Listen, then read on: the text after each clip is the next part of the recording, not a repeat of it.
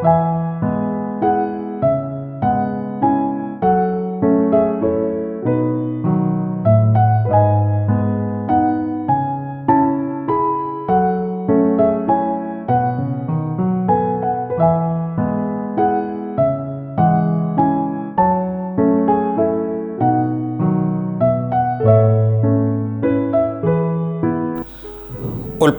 അധ്യായം 21.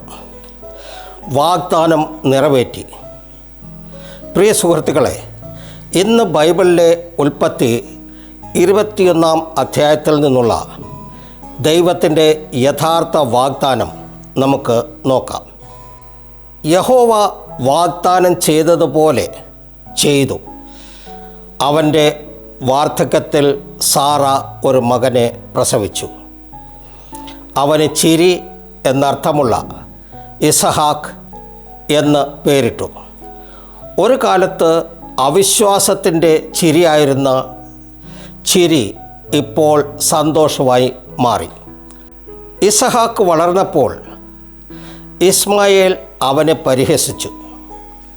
സാറ ഹാഗാറിനെയും ഇസ്മായിലിനെയും പറഞ്ഞയക്കാൻ നിർദ്ദേശിച്ചു. ദൈവം അബ്രഹാമിനോട് പറഞ്ഞു, വിഷമിക്കണ്ട, ഞാൻ ഇസ്മായിലിനെയും ഒരു വലിയ ജാതിയാക്കും. ഹാഗാറും ഇസ്മായേലും മരുഭൂമിയിൽ അലഞ്ഞു.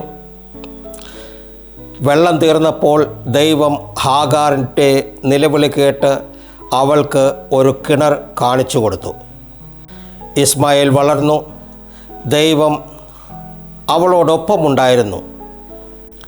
ഉൽപ്പത്തി 21 നമ്മെ പഠിപ്പിക്കുന്നു, ദൈവം തൻ്റെ വാഗ്ദാനങ്ങൾ നിറവേറുന്നു.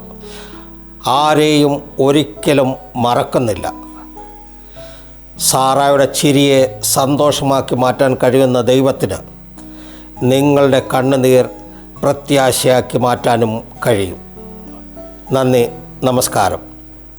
ദൈവം നിങ്ങളെ ഓരോരുത്തരെയും അനുഗ്രഹിക്കട്ടെ.